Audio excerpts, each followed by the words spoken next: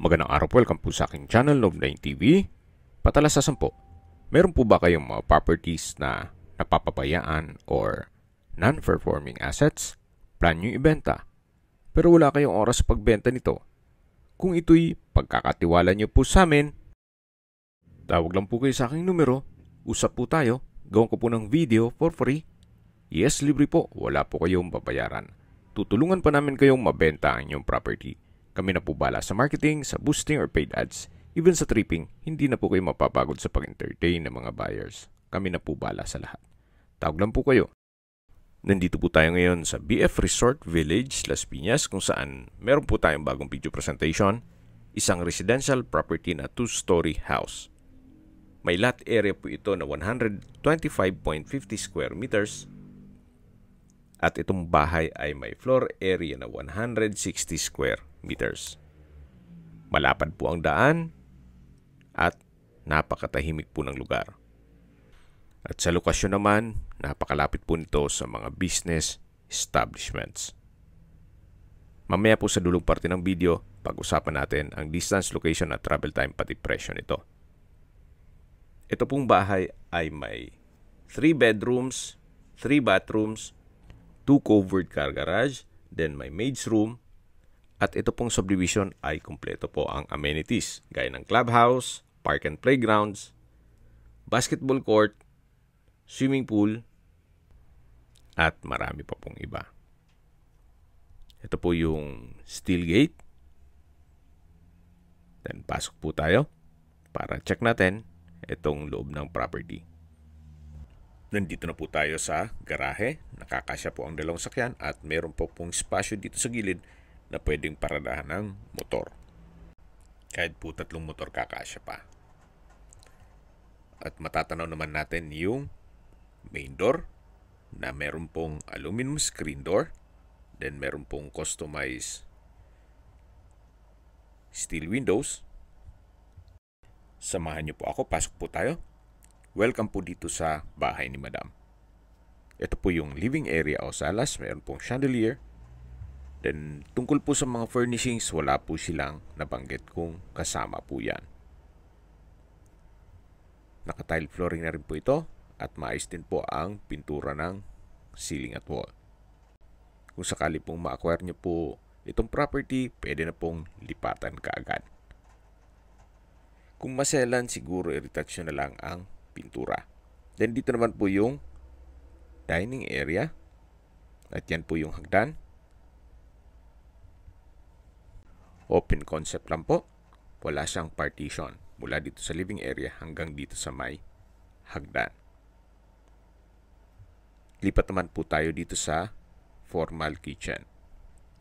Ito po yung access door.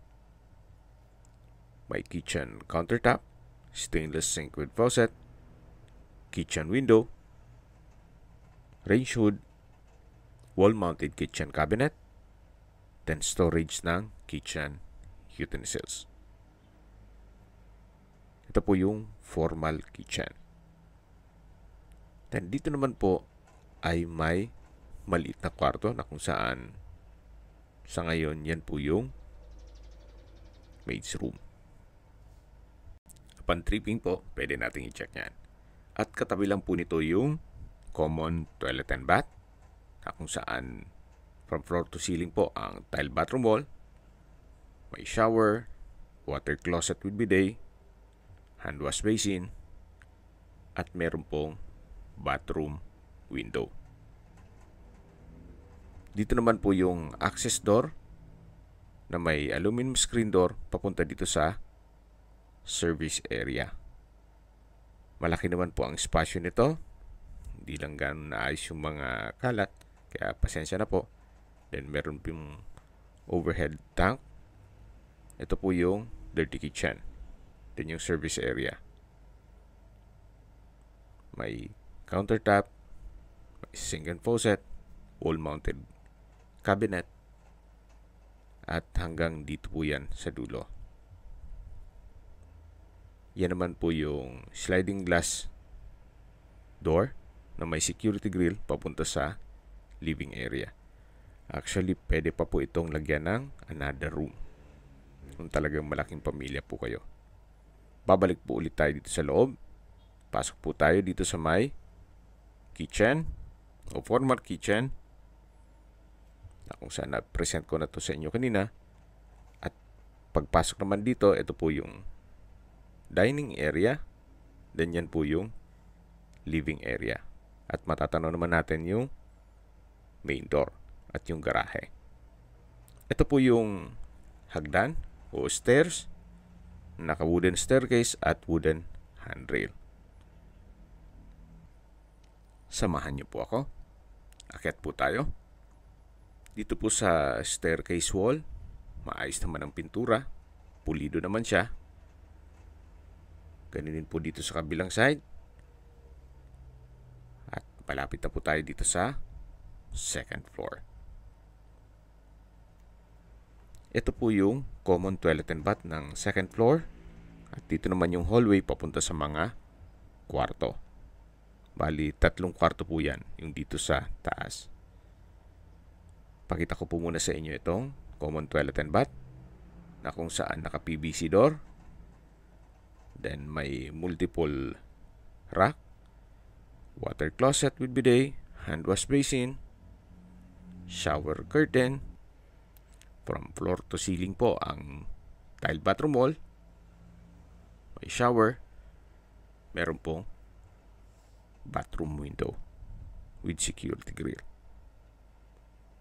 Labas na po tayo. Then dito naman po yung tinutukoy ko na hallway. At check natin itong unang kwarto. Sa spasyo, sakto lang. Hindi naman siya ganun kaliit at hindi naman ganun kalaki. Meron pong crystallite ceiling lamp and pin lamps. Then, 2 steel window glass. At meron din po itong wardrobe na from floor to ceiling din po yan. Malaki po. Marami-raming gamit din po ang may pasok dyan.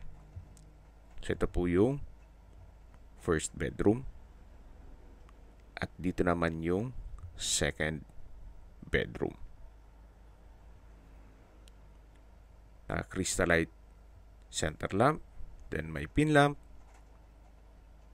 May glass window. With security grill.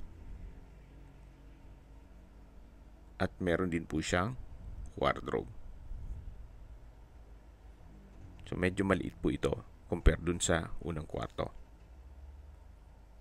Then lipat na po tayo dito sa master bedroom. Napakalaki po ng espasyo. Then ito pong split type aircon ay bago po yan. Worth 75,000 na kung saan iiwan na po. Then meron pong customized steel window glass. Then meron din po siyang sariling walk-in closet at toilet and bath. Kompleto na rin po ito. May multi-purpose rack. Then water closet with bidet. Hand wash basin. Hot shower set. Shower curtain. Tile bathroom wall. So, para wala po kayong ipapagawa dito. Meron din pong bathroom window. So, maayos naman po. Gaya po nung nasabi ko sa inyo, kung hindi naman ganun kaselan, well, okay naman po ito. Especially kung ang budget nyo ay hindi ganun kalaki. So, kung gusto nyo namang isang napakalaking property at modern design, well, adjust tayo ng budget. Okay, sa distance, location at travel time portion na po tayo.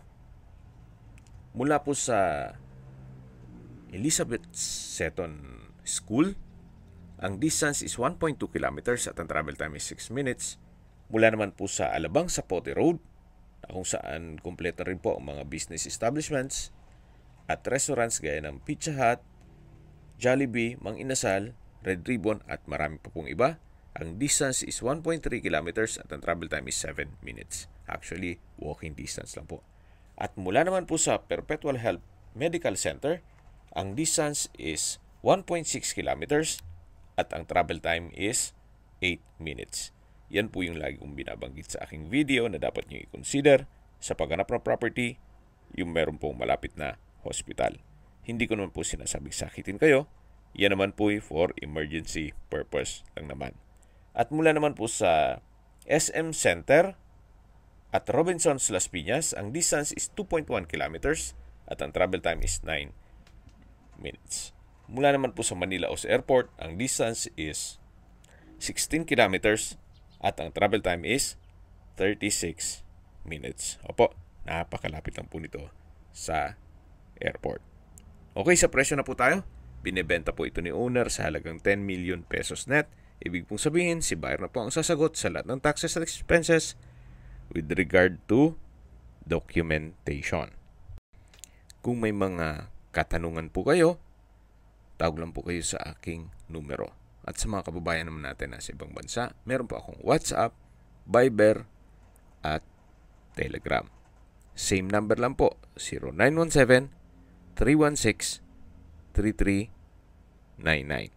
Sa mga nagtatanong naman po ng aming Facebook, meron po aming Facebook page na Nov9TV at Facebook Real Video. Meron din pong TikTok at Instagram. May ibang YouTube channel po kami, the Nov9TV channel, Nov9TV Listings, Nov9TV On The Spot, Nov9TV Updates, at Nov9TV House Rental. Sana po naibigyan nyo ang video presentation. Paki-like and subscribe na lang po sa aking channel para ma-update din po kayo sa aking future listings. Kung sakali po hanap nyo yung mas malaking sukat ng lupa, meron din po kami ibang listings na pwede nyong pagpilian. Huwag po kayong mag-atubiling tumawag sa amin. Then, let us know your budget para malaman namin kung anong property pwede naming ilog sa inyo. Sa lahat pong viewers, subscriber at nagtiwala po sa amin, salamat po sa suporta. Ingat po kayo lagi at yung pamilya. Maraming salamat po.